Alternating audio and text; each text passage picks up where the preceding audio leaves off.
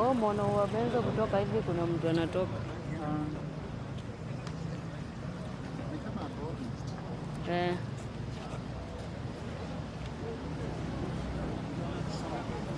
Ni kama wanatoka.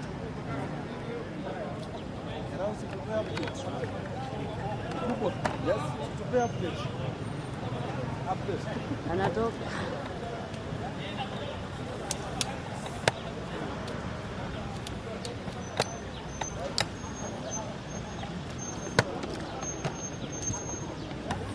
Jamaa anatoka saa hii.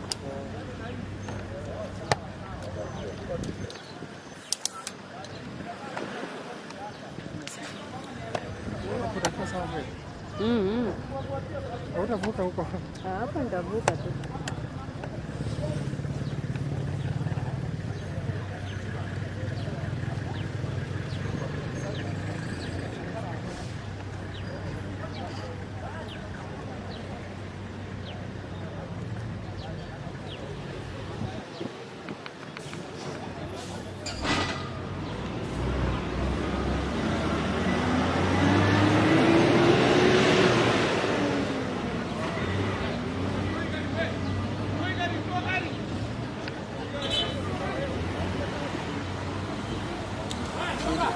Wameanza kutoka.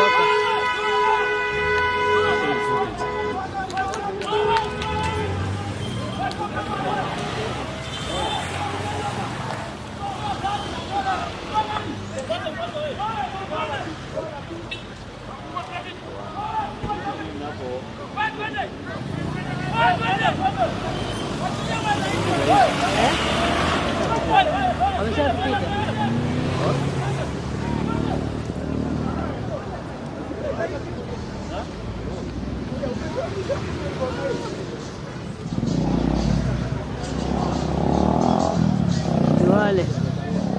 Ni wale wanakuja.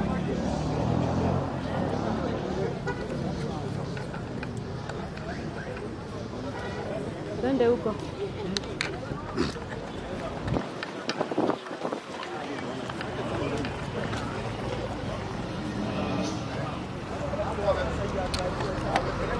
Maina, njenga, a place atujui. Sasa every mheshimiwa anakimbia ndio tujue. As I speak, hatujui Maina ako wapi. So ask where is Maina? Hatujui Maina ako wapi?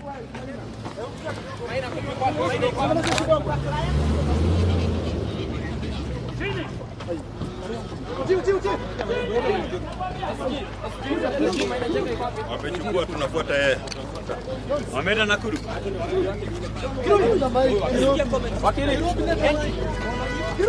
Ngoja wakili kidogo, wakili kuja.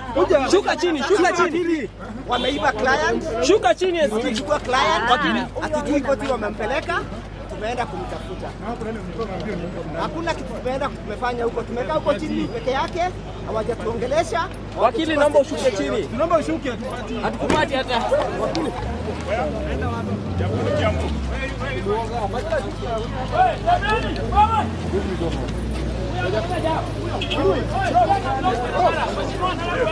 Anasema ameenda Kiambu kule. Ndani. Unasikia gari bwana. Tunasema Maina yuko wapi? Maina hatujui amepelekwa wapi. Tunatarajia amepelekwa Kiambu kotini. Ameibiwa kama mwizi, hatujui mahali amepelekwa. Haya, twende. Toa gari.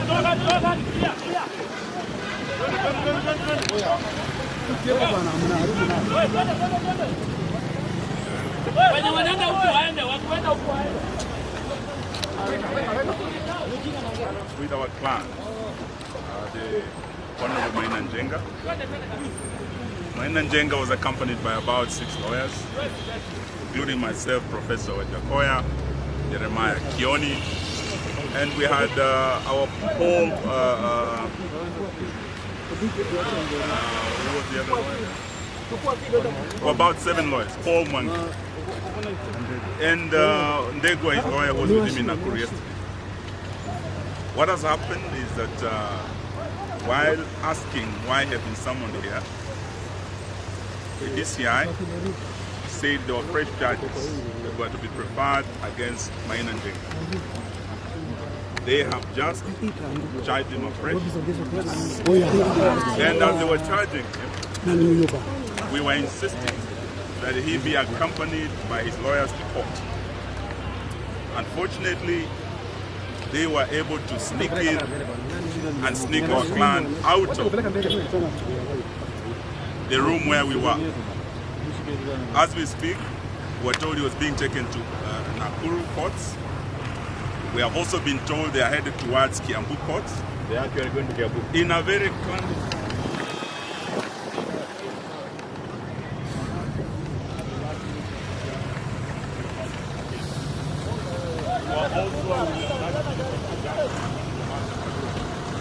That our DCI and our police can behave in such an unprofessional manner to be able to steal a grant from the lawyer and disappear with it.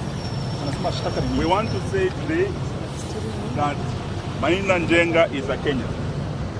They might call him a former Mungiki leader, but he is a reformed leader who is a bishop of the Hope Church, and he has every right to be treated according to the provisions of our constitution. If anything happens to Maina Njenga, we want to hold William Ruto and his deputy Rigathi Gachagua, because after the Mukami burial, they have been looking for Maina Njenga. And we will hold them and the Kenya Kwanza government responsible for anything that happens to Maina Njenga. To the DCI, we want to urge him not to be used for settling of political scores. What is happening is political intimidation, and Maina has been looked for since he accompanied Right Honorable Raila Odinga to bury the late Mukami in Jambini. That is his main problem. And I also want to add give room for my colleague to also say something.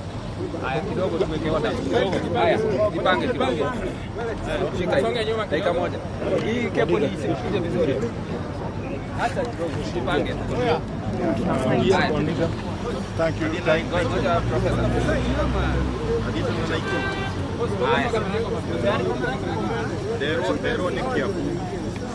Thank you very much, members of the press. I wouldn't add much to what Eugene Momado has said. But what we know is that there has been an attempt to force Maina to join Kenya Kwanza. As a matter of fact, he was being told yesterday in Nakuru by some officers that if he joined Kenya Kwanza, then the whole thing would be dropped. And what we know is that the fight is on the mountain. Somebody wants to take the mountain by all means. And in that case, we know very well that Maina Njenga is not going to cross over. They are trying to force him to cross over so that he can denounce Azimio. But Maina is adamant, and Maina has told them, you can take me to court, you can kill me. This is all politics. This is all politics, because even if you read the charges, these charges take us back to Moi era, where opponents of the government were charged fictitiously. But we are optimistic that the courts will release him on bail, and we shall continue. Shame on them. Whoever is actually trying to do this, you know that his days are numbered. You can never stay in power forever. You cannot intimidate your own subjects forever. You cannot want to rule people by force. You cannot also, at the same time, want to coerce your own population so that they can go your direction. I will hand over now to my colleague here, Mr. Kioni, to speak. Just then you tell us the charges. The charges are that he is being charged with belonging to Mogeki, and they put the name Mogeki in court. You know, in courts, meaning that they are also not certain of the charge. It is a case of harassment, and this is still the harassment you also saw at the ORPP harassing Jubilee. Let me say this, and I rarely say this. It is actually an onslaught on Kikuyus. An onslaught on Kikuyus. And they are fearful of Kikuyus coming together and speaking in one voice. You will not stop it. You lied to us for 4 years. They went to Uda because you lied to them on propaganda. They have moved out of Uda. It will take Maina Njenga and many of us to put them together. We have these colleagues in Azimio, and threat that the fear they have is of Azimio remaining as a unit and more people coming to join it. Those charges are really no charges, and the way they even took him from us was through a lie and snatching him from us in the most unprofessional manner. But tumekuwako hii sheria ambao wanaitumia ni ile tulipitisha sisi wenyewe. We were part of the committee, myself and Wamaru, that they did that law back in the 10th parliament. There is no way they find him guilty at that law. We'll have proof for other charges. Kwa hivyo hii ni harassment, na watu ambao wanajua Maina na ni marafiki wa Maina na wanampenda. Hii ni kazi lazima tuifanye kisiasa. Si mambo ya sheria, hii ni mambo ya siasa. Ni kama ile tu ya Jubilee, ni mambo ya siasa. Unaona mabarua zinatumwa usiku, watu wanaokotwa usiku. We are back to very dangerous dark days. So wanampeleka wapi? The right thing, we were consulting on how should this be done. And they told him that come, the DCI wanted to consult you. The DCI wanted to talk to him and find a word as to whether to charge him or not. But instead of allowing us in, they just dropped a metal gate and blocked the lawyers from him. And the most unconstitutional manner of doing this. What about the charge about the guns and the bag? They are just, don't even relate to him. Those charges were in another place. Kamera ni nyingi na wewe bwana. Nataka nikuangalie tu. Sawa.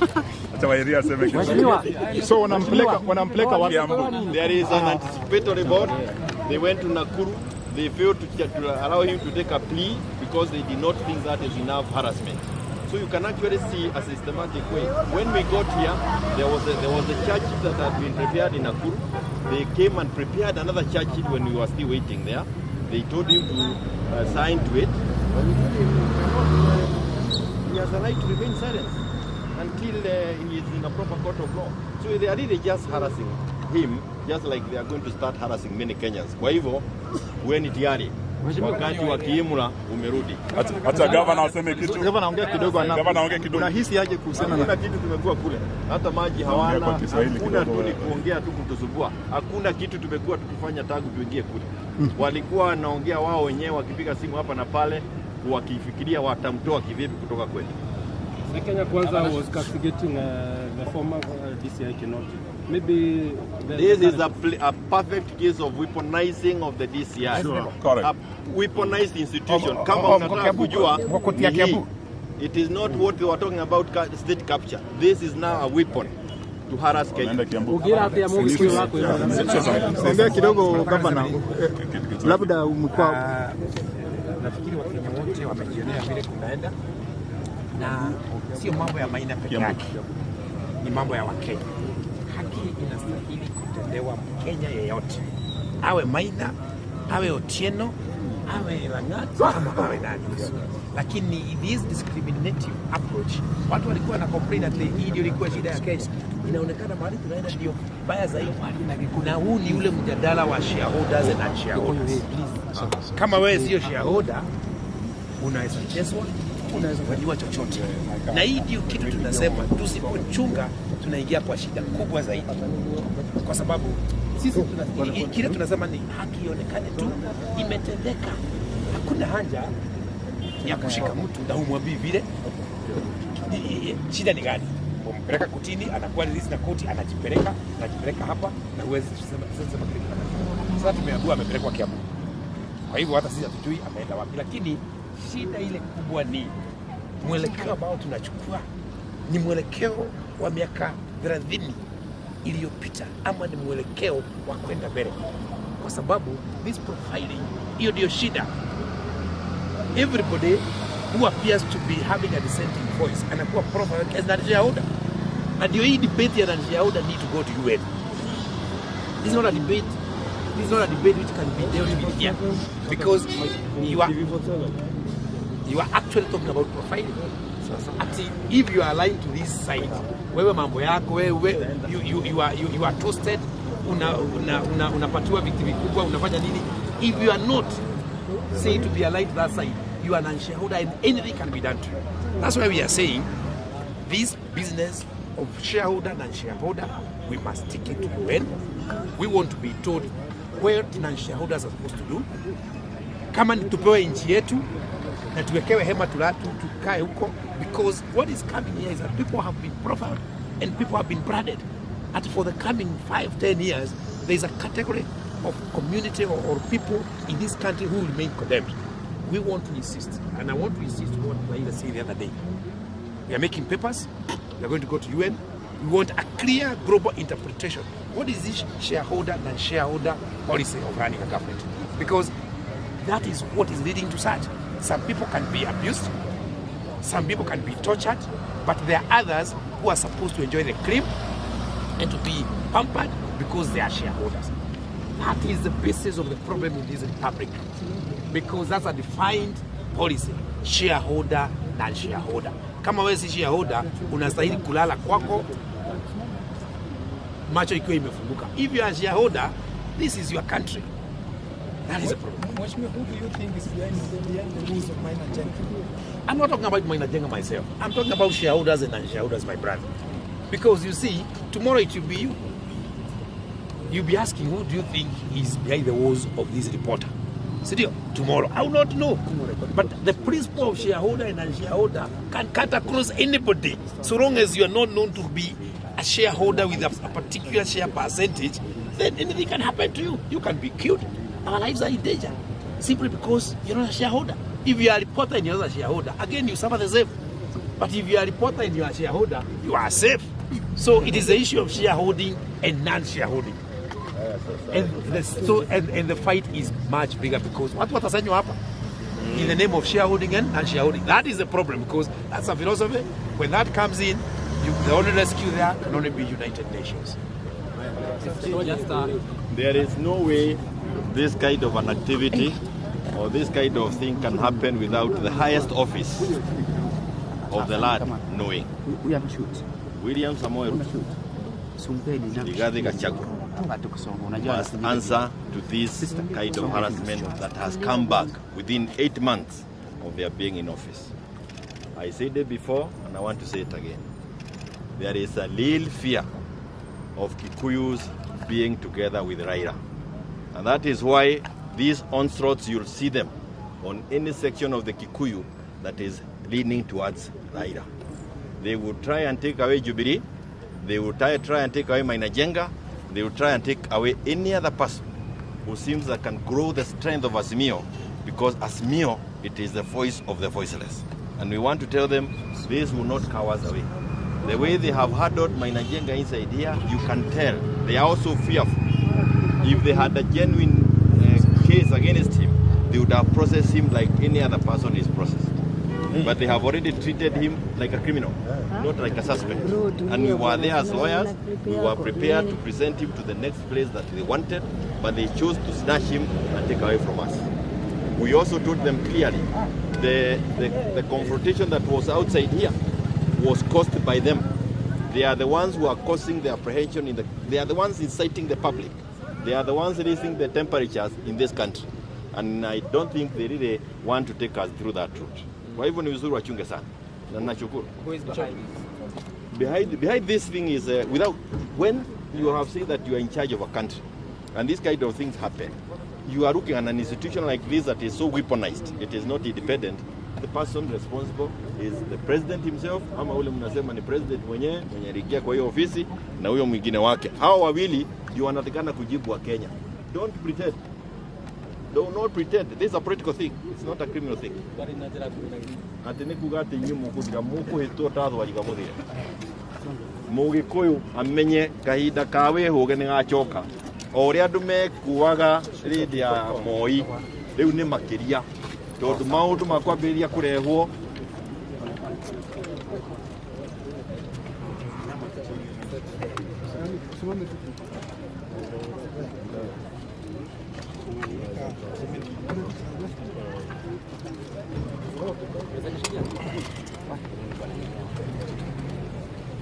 tuendelee. Tumalize.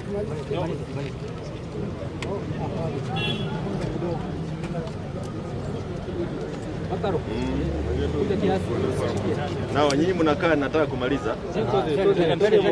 Na nataka kusema, naenda kugatiri kwa sababu nataka kuongea na Kikuyu. Mugikuyu amenye kahinda kawe huge ni gachoka. Uhoro wa kwirwo ati andu ni amungiki andu ni arevi, andu manyuaga ndawa, uyu ni mucoku, noraheo ritwa niguo nyarirwo ni thirikari iria iri kuo. Turanyarirwo kiama, turanyarirwo biacara, umuthi Kirinyaga Road na River Road guti biacara irathie na mbere, na ni muraiguire Kauchu akiuga andu marari na biacara cia kwendia ngari na cia kwendia spare parts Kirinyaga Road, riu marendia masks cia covid na covid ni yathirire. Tukero turi ariu anake aitu makanyitwo, na kiria twekire no kuimwo utongo uria ugayanagwo bururi-ini uke gwitu na ithu twahote kwihanda na gwitithia ta andu aria angi. Uria Maina Njenga eko haha ni kuonerwo ni kwirwo twerwo wega, riu menya ati ni gwacoka undu ungi tondu aiyo moko-ini ma wakiri, na gatiba itu yugite ati ungikorwo na wakiri waku ni agire gwitikirio akurugamirire maundu-ini mothe, ona ni agirire ta riu ni tukugite ni tukumutwara igoti ria ringi riothe akwendwa twarwo, kana ni Naikuru kana ni Kiambu kana ni ku tukire ari muthitange kuma Naikuru na charge sheet tuikarite ku maikurukia charge sheet ingi mokeine maundu mangi machoka maguthie Naikuru twamena ona Kiambu no tuthie ria muthia mamuia kumuia tondu matwira tuingire rumu ingi aria ari mbere itu marikia murango wa chuma matuhorania nake Naikurukio na riu twagithie Kiambu kumenya ni atia arumiriria Njenga na mugiku wothe waruma gaka kirago kamuingi koyaga ndire na twetikira kunyagio ta maiya theru o mundu arimiragio riake na gutire witu rirekereria ari kindu ti biacara ugutigwo nayo ona ti mugambo ugutigwo naguo ciigana ni ciigana andu tugeterere ciigane rucio ni umuthi ino abici ona marahura kinoti tondu menda kinoti ehere marehe thina uria twina guo haha aya ni urugukira kinoti ahuragirwo bure tondu gutiri undu ekire uratumire athitangwo no maria marekwo guku ni maundu ma magigi njetikiria